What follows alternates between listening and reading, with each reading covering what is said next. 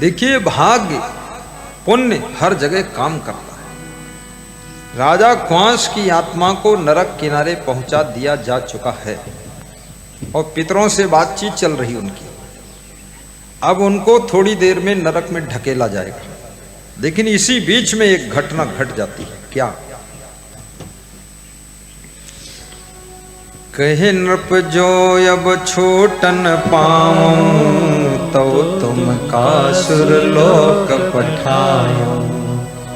हे मेरे पितर पूर्वजों, यदि मैं छूट जाऊं नरक से, यहां से किसी प्रकार से, तो मैं धरती पर जा करके मृत लोक में इतनी भक्ति करूंगा, इतना सत्संग करूंगा, इतने प्रवचन कराऊंगा, इतने भंडारे भी करूंगा, इतना साधु संत का से प्रेम करूंगा और खुद मेहनत करके धन कमाऊंगा कि आपको हम नरक से निकालकर सुरलोक पहुंचा देंगे।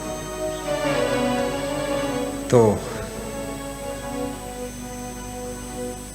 पितर हंसते हैं और कहते हैं, बेटा एक चीज सोचो, जैसे घर में आग लगी हो तब कोई कुआं खुदा ना शुरू करे कि यहाँ कुआं खोदूंगा, पानी निकलेगा तो आग बुझाऊंगा, तब तक तो सब जलकर राख हो जाएगा। अब टाइम कहाँ बचा? ये जो तुम बोल रहे हो, जैसे को ग्रह पावक लागे, कोप खुदावत अति अनुरागे।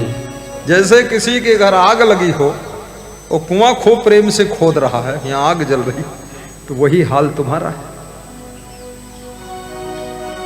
अब यम जाल पर्यो जब भाई, तब गुरु भजन के सुधि आई। अब तो यमजाल में फंस गए, अब गुरु भजन की याद कर रहे हो कि ये करूंगा वो करूंगा, अब तो छूटोगे नहीं यहां से। यहां एक बार आ गया वो निपट गया। तो राजा कौश ने कहा, ऐसा लफड़ा फंस गया, ये पहले से पता होता तो हम गुरु मंत्र ले ही लेते। सुनी बोले यमगण रे बंगा, प्रथम ही क्यों न रंगे हो हरि रंगा। यमदूतों ने कहा, ये बंगड़ आदमी बौड़म, अरे राजा कौश इतना सम्माननीय राजा, उसको यमदूत कहते हैं बंगड़ आदमी, बौड़म कहीं का। देखो यहां राजा वाजा है, वहां राजा वाजा कुछ नहीं, सब बराबर हो जाएगा। ए बंगड़, पहले गुरु भक्ति क्यों नहीं किया, भजन क्यों नहीं किया? अब बताता है यहां से छूट जाऊं तो ये करूंगा वो करूंगा। यहां छोड़ते हम कहां हैं? परत धार जिम बबुर बोवावे, होत युद्ध गढ़नी व खुदावे। जैसे धार माने होता डाका पड़ना, दुश्मन आ गए सेना लेकर मारने के लिए, तब अपने किला के चारों तरफ बबूर बोआ रहे कि बबूल का बन लगा दो तो उसमें जल्दी आ नहीं पाएंगे दुश्मन लोग। अरे वो अब आ गए, अब वहां बबूल कहां बो रहे हो? और अपने किले के चारों ओर नाला खोद रहे हैं 50 फीट चौड़ा, कि ताकि इसको कूद कर आ ना पाए। वो तो किले में घुस चुके हैं, अब नाला फालतू खोद रहे हो। तथा तुम्हारे मनोरथ कारण, अस कहीं लगे नरक महडारन। यमदूत बोले, ऐसे तुम्हारा हाल है, अब पकड़ के नरक में डालने चले। जब डालने चले, अब राजा क्वांस का दिल कांप गया कि अब क्या करें। लेकिन देखिए उसी समय क्या हुआ।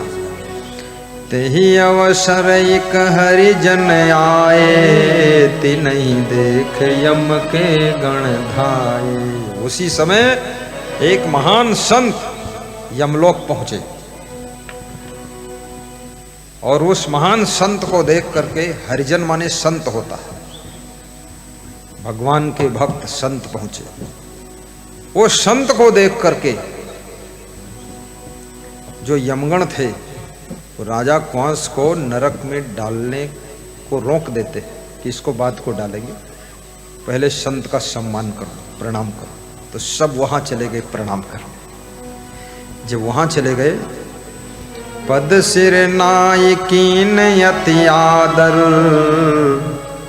पद सिर नाई कीन अति आदर, लाए वही वस्तु ढिग सादर। चरणों में सिर नवाया, खूब आदर किया संत का, और फिर वही वस्तु माने होता यमराज, यमराज के पास में लेकर आए कि चलो संत जी यमराज के पास चलो, वो भी आपका दर्शन कर ले। यमदूत सब हाथ जोड़ कर लाए। तो राजा कौन समझा, अरे ये ऐसा संत आया है जिसको यमदूत और यमराज सब प्रणाम कर रहे हैं, चरण छू रहे हैं, तो यहाँ नरक किनारे तो अकेले बैठा हूं, अभी डाला तो गया नहीं हूं, तो मैं भी चलूं इसी भीड़ में, हाथ जोड़ूं, आरती वारती करूं कुछ। चालाक तो था ही, बुद्धिमान राजा था। तो वहां नरक के किनारे से उठा और उसी भीड़ में चला गया जहां आरती हो रही थी, पूजा हो रही थी, संत जी का सम्मान जय जयकार, उसी में शामिल हो गया। देखि कृतांत उठे हर साई, करी दंडवत लीन उरलाई। कृतांत किसे कहते हैं?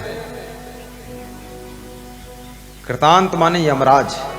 यमराज ने जब उस महान संत का दर्शन किया तो सिंहासन छोड़कर उठकर खड़े हो गए और धाई माने दौड़ कर गए और चरणों में मस्तक नवाया और हाथ जोड़कर लाकर सोने के सिंहासन पर संत को बिठाया कि बैठिए महाराज, आप बैठिए। कनक सिंहासन आसन दीन्हा, पद पखारी पादोदक लीन्हा। सोने के सिंहासन पर बिठा करके उनके चरण पखार करके और चरणामृत यमराज ने पान किया। क्या बात है, यमराज भी चरणामृत पान करता है। और इस देश के अंदर तो इतने बड़े बड़े यमराज हैं, उन्होंने चरणामृत कभी छुआ भी नहीं, पान करना तो अलग। कच्छ चरणोदक कीन्ह्यो पाना, कच्छु छिड़क्यो सिगरे अस्थाना। कुछ चरणामृत पान किया और पूरे यमपुरी में चरणामृत छिड़क दिया। ये संत के चरणामृत की महिमा।